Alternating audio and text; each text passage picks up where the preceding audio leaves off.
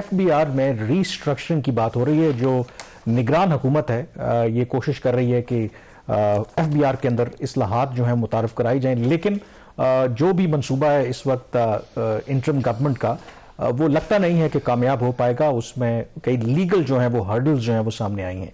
लेकिन सबसे इंपॉर्टेंट बात शहबाज, ये जो एफबीआर में रीस्ट्रक्चरिंग हम बहुत अरसे से सुनते आ रहे हैं। हर जो गवर्नमेंट है उसने कोशिश की इनकी इस्लाहात करने की, लेकिन हमें कामयाबी उस तरह से मिली नहीं है।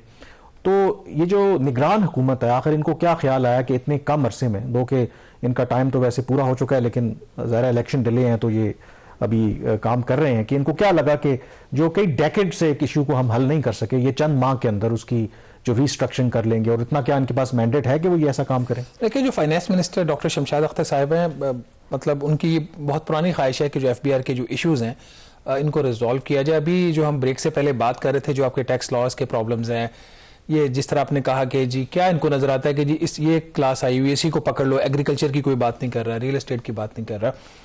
एक व्यू ये पाया जाता है ऑफिशियल सर्कल्स में कि एफबीआर की जो इस वक्त जो पॉलिसी है और ऑपरेशन दोनों, टैक्स लगाना मंजूरी तो वो पार्लियामेंट देती है, लेकिन वो पॉलिसी सारी एफबीआर ही बनाता है और वही बाय एंड लार्ज पार्लियामेंट से अप्रूव भी होती है। टैक्स लगाना और फिर उसको इकट्ठा करना, ये दोनों जो काम है ये एफबीआर के पास है।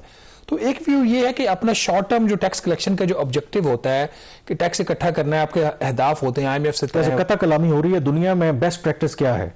क्या पॉलिसी और ऑपरेशन मोस्टली इदारा कर रहा होता है या सेपरेट? नहीं, ये अब सेपरेशन की बात हो रही है, क्योंकि आप वही बात है ना कि आपको पता है कि आपका टारगेट अचीव नहीं हो रहा, तो आपको ऐसा टैक्स मेजर प्रपोज कर दो जो एंटी ग्रोथ हो, एंटी एक्सपोर्ट हो, इस किस्म की जब चीजें होती हैं तो एफबीआर का जो व्यू होता है नॉर्मली, या किसी भी टैक्स अथॉरिटी का, वो अपनी कलेक्शन देखेगा, उसका जो overall impact on the economy है उसके ऊपर ऐसा फोकस नहीं किया जाता।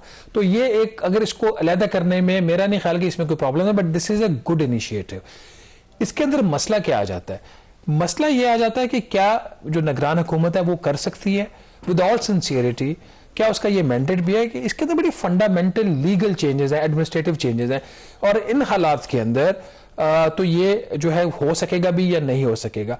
और फिर जब ब्यूरोक्रेसी भी उसको रेजिस्ट कर रही हो, क्योंकि डेफिनेटली जब आप एक एग्जिस्टिंग जो एक स्टेटस को होता है उसके बहुत सारे बेनिफिशियरीज होते हैं, बोनाफाइडी भी, तो उस सारी सूरत हाल में इसको चैलेंजेस आने थे, बट इतने सीवियर जो चैलेंजेस आ रहे हैं, अब काफी चीजें जो है वो आगे बढ़ गई हैं। अच्छा, इसमें एक बात जो आप मैंडेट की बात कर रहे हैं, देखें जो इलेक्शन एक्ट में हमने जो तरमीम की थी जो पिछली पार्लियामेंट ने, उसमें ये इख्तियार तो निगरान हुकूमत को दिया गया था कि जो एग्जिस्टिंग जो भी प्रोजेक्ट्स हैं या जो भी फैसले हैं उसके ऊपर वो फैसला कर सकते हैं।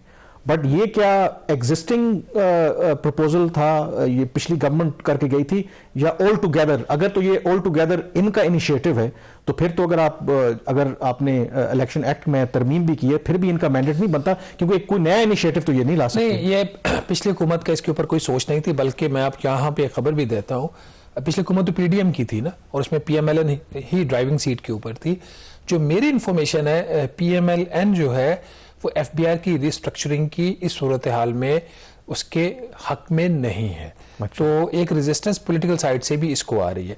तो एग्जिस्टिंग है ये, ये एग्जिस्टिंग प्रोजेक्ट नहीं है, ये न्यू इनिशिएटिव है, इसलिए इसको एज सच एक वो वाला एक जो आप कह सकते हैं इनका लीगल मैंडेट है वो भी नहीं है। तो कोशिश ये हो रही है कि बजाय कि लॉज को चेंज किया जाए, एग्जिस्टिंग लॉज के अंदर रहते हुए ही किसी न किसी किस्म की कोई रिस्ट्रक्चरिंग कर दी है।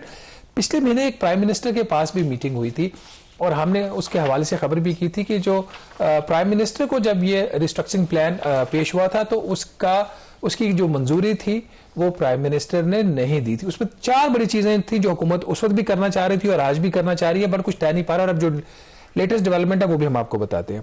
एक नेशनल टैक्स अथॉरिटी बनाना थी, पीएम ने कहा कि नहीं, अभी इसको रुक जाएं, इसमें कॉन्स्टिट्यूशनल इश्यूज आ जाएंगे, क्योंकि जो प्रोविंशियल टैक्सेस हैं वो अगर आप उसको इंटीग्रेट करेंगे, फेडरल टैक्स अथॉरिटी के अंदर लेके आएंगे या नेशनल टैक्स अथॉरिटी के अंदर लेके आएंगे, तो वो आप नहीं कर सकते। ये एक बड़ा काम होगा। दूसरा इशू ये था जो कि अब वो एक क्रॉनिक किस्म की एक प्रॉब्लम भी बनने जा रही है अगर इसको फौरी तौर पर एड्रेस ना किया गया या इसको पुश किया गया। जो एफबीआर के ऑपरेशंस हैं और जो उसकी पॉलिसी है, जो कि रेवेन्यू डिवीजन ही जिसको अभी रेगुलेट कर रही है, उसको अलहदा करना। इस वक्त चेयरमैन एफबीआर और सेक्रेटरी रेवेन्यू डिवीजन दोनों जो होते हैं वो एक ही शख्स के पास होते हैं, जो इस वक्त अमजद जुबैर टवाना साहब हैं, इनलैंड रेवेन्यू सर्विस के वो ऑफिसर हैं। तो प्लान ये है और प्रपोजल भी है कि एफबीआर के पास से ये पॉलिसी का ऑप्शन जो है वो वापस ले लिया जाए और ये जो फंक्शन है एक नई टैक्स पॉलिसी डिवीजन बनाकर उसको दे दिया जाए। इसके हवाले से जो लेटेस्ट डेवलपमेंट है वो ये है कि एफबीआर का ये ख्याल है कि जो मौजूदा दो कवानीन है आपके, या एक कानून है आपका एफबीआर एक्ट 2007 और दूसरा जो रूल्स ऑफ बिजनेस जो है 1973 के, उसके तहत उनके बकौल ये जो फंक्शन है ये एफबीआर से वापस नहीं लिया जा सकता। एक एक्सक्लूसिव जो उनका ये ख्याल है कि रेवेन्यू डिवीजन जो ये वाला जो फंक्शन है अपने अटैच डिपार्टमेंट एफबीआर के जरिए एडमिनिस्ट्रेट कर रहे हैं, तो आप इसको हमसे वापस नहीं ले सकते। तो इसके ऊपर जब डिस्प्यूट पैदा हुआ तो अब एफबीआर ने बाकायदा तौर पर जो लॉ मिनिस्ट्री है उससे गाइडलाइंस मांगी है कि क्या ये काम हो भी सकता है या नहीं। हमारी इतलात ये है कि लॉ मिनिस्ट्री की कुछ ऐसे व्यूज आ रहे हैं कि ये काम हो सकता है, लेकिन अभी भी एफबीआर का ये मानना है कि ये काम नहीं हो सकता। कामरान, इसके अंदर जो एक जो कंटेंटुअस इशू बनता जा रहा है वो है एक नई चीज, और वो कि अभी एक फेडरल बोर्ड ऑफ रेवेन्यू है जिसके अंदर दो सर्विसेज काम कर रही हैं। एक इनलैंड रेवेन्यू सर्विस है जो आपके डोमेस्टिक टैक्सेस हैं, income tax, sales tax, federal excise duty, वो इकट्ठा करते हैं। दूसरी सर्विस है जिसका नाम है कस्टम्स डिपार्टमेंट। जो कस्टम सर्विस है वो कस्टम जो है इंपोर्ट टैक्सेस, इंपोर्ट से रिलेटेड चीजें, एंटी स्मगलिंग ड्राइव, इस किस्म की चीजों को वो लीड करते हैं। तो अब एक प्रपोजल पुश किया जा रहा है from the people belonging to the custom service के कस्टम्स का बोर्ड एक अलहदा बना दिया जाए। मतलब एफबीआर को भी अगर पॉलिसी भी आप ले लेते हैं उसके अलावा भी उसको दो हिस्सों में तकसीम कर दिया जाए, कस्टम बोर्ड अलहदा और इनलैंड रेवेन्यू सर्विस बोर्ड अलहदा बना दिया जाए। इसके ऊपर भी जो है काफी ज्यादा विद इन द मशीनरी जो है एक रेजिस्टेंस पाई जाती है।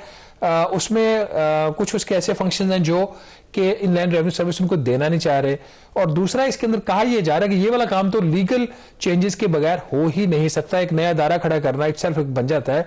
तो इसको भी काफी opposition from within the FBR आ रही है। देखिए, एफबीआर जाहिर है कि इसका मतलब है कि कोई भी जो एग्जिस्टिंग इदारा होता है वो तो स्टेटस को ही पसंद करते हैं, बट यू थिंक कि अगर जेन्युइनली ये सेपरेट कर दिया जाता है पॉलिसी और ऑपरेशंस दोनों एफबीआर की, तो this can make a difference. I think check and balance होना भी जरूरी है। जरा कि पॉलिसी अगर एक इदारा बनाएगा, इंप्लीमेंट उसको दूसरा करेगा, तो उससे जो हमारा एक फरसूदा जो टैक्स का निजाम है उसमें बेहतरी आने का इम्कान है। This is the way forward. देखिए, मैं इसकी फेवर में हूं इन प्रिंसिपल। जैसे पहले जो कस्टम की पॉलिसी थी वो होती थी आपके पास, जो टैरिफ से रिलेटेड वो एफबीआर के पास होती थी।